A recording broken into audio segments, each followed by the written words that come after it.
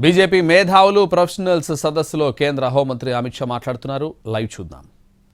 चकित है कि भारत जैसे देश में सर्वानुमत से इतनी सरलता से विमेन रिजर्वेशन कैसे हो सकता है,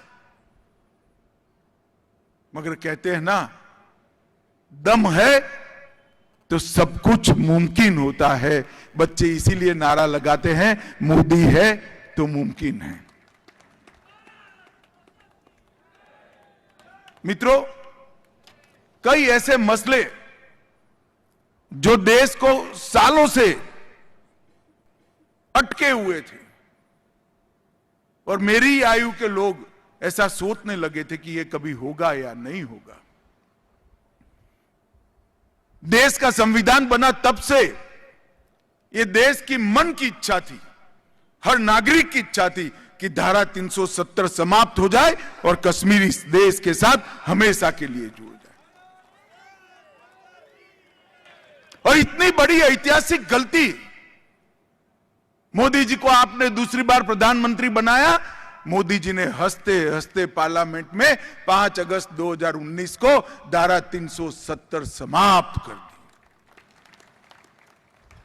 और कश्मीर में 1 साल के 1 करोड़ 80 लाख पर्यटक जाते हैं और कश्मीर में आतंकवाद समाप्ति के कगार पर खड़ा है.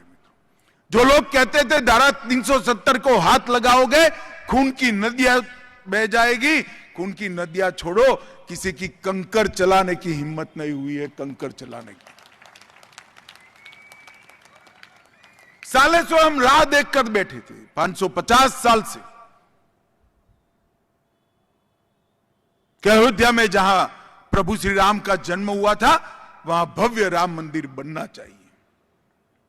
कितना बड़ा लंबा संघर्ष, शायद दुनिया में इतना बड़ा आंदोलन किसी एक मुद्दे पर कहीं नहीं चला होगा. 550 साल से लाखों लोगों का बलिदान, निर्णय नहीं होता था और खून का कतरा बनाए बगैर मोदी जी ने वहां भूमि पूजन भी कर दिया और जनवरी में प्रभु श्री राम का मंदिर भी.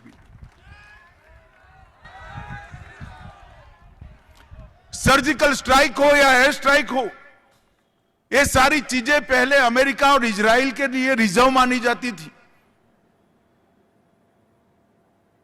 मोदी जी ने ये 2 देशों के नाम के साथ हमारे महान देश भारत का नाम जोड़कर भारत को सुरक्षित बनाने का काम. और ये सारा इसलिए हो सका है कि विचारधारा का आधार पर चलने वाली पार्टी शासन कर रही है.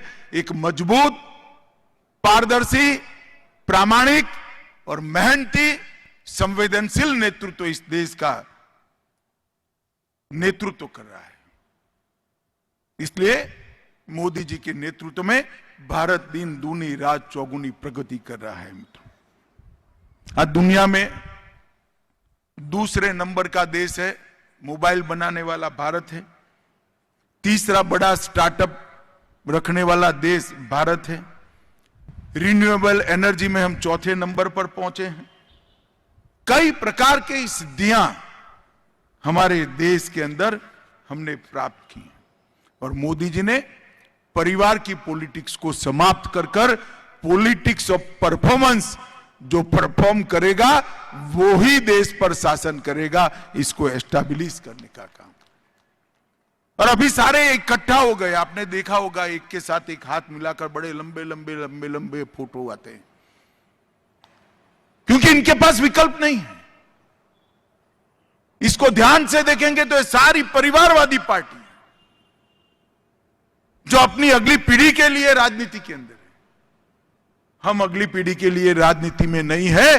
भारतीय जनता पार्टी राजनीति में है तो भारत माता को विश्व में सबसे पहले स्थान पर पहुंचाने.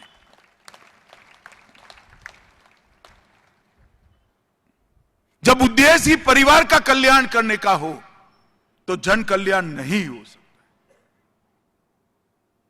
और मैं तेलंगाना की जनता को यही कहने आया हूं, आंतरिक लोकतंत्र न हो, परिवारवादी पार्टियां हो, सिद्धांत कोई नीति न हो, ऐसी पार्टियों के हाथ में तेलंगाना को मत दीजिए। और मैं तो कई बार सोचकर परेशान हो जाता हूं, तेलंगाना के लिए निजाम से, क्रूर शासन की मुक्ति से बड़ा कोई बात हो सकता है क्या? मुझे बताइए आप लोग, इससे बड़ी बात कोई तेलंगाना के लिए हो सकती है क्या? 17 सितंबर हैदराबाद विमोचन दिन, जब केसीआर ने पार्टी बनाई, उन्होंने कहा था कि हम इसको राज्य के उत्सव के रूप में मनाएंगे, मगर हिम्मत नहीं चली। तुष्टीकरण की राजनीति के कारण मजलिस का साथ चाहिए। मैं आज सार्वजनिक रूप से कहता हूं, मोदी जी ने 2 साल से 17 सितंबर परेड ग्राउंड के मनाने का निर्णय किया है। आप भारतीय जनता पार्टी की सरकार बना दो, हर गांव, हर चौपाल, हर जिले के अंदर हैदराबाद विमोचन दिन मनाया जाएगा।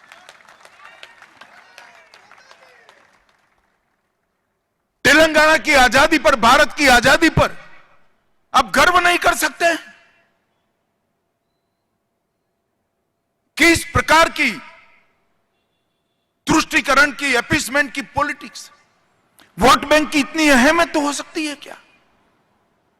और अगर यही है तो इसके आधार पर बैठे हो, इसका सपोर्ट लेकर बैठे हो, कैसे तेलंगाना का आप भला कर सकते हो? हैदराबाद शहर का भला कैसे हो सकता है? अरे मैं तो भाग्य लक्ष्मी माता के दर्शन करने गया, उन्होंने कहा कि ये यहां आकर एटमॉस्फियर बिगाड़ रहे। केसीआर बाबू, मेरा भाग्य लक्ष्मी माता के दर्शन करने से एटमॉस्फियर नहीं बिगड़ता है, तेलंगाना का भाग्य अच्छा होता है। किस प्रकार की सोच के साथ ये लोग आगे बढ़े? वो लोग वोट बैंक की राजनीति कर रहे हैं, हम विकास और आत्मविश्वास की राजनीति कर रहे हैं। वो लोग एंटाइटलमेंट की बात करते हैं, हम एम्पावरमेंट की बात करते हैं। और वो लोग परिवार के लिए काम करते हैं, हम तेलंगाना के लिए, भारत के लिए काम करते हैं। मित्रों, केसीआर के नेतृत्व में नीलू, निधुलू और नियामकोलू के सूत्र के साथ उन्होंने आंदोलन किया था। तीनों की स्थिति क्या है? जल जैसी पवित्र कोई चीज नहीं हो सकती। हर व्यक्ति के शरीर में 60% पानी होता है। जल के बगैर जीवन संभव ही नहीं है। जल के बगैर कृषि संभव ही नहीं है। जल के बगैर अर्थतंत्र का विकास संभव ही नहीं है।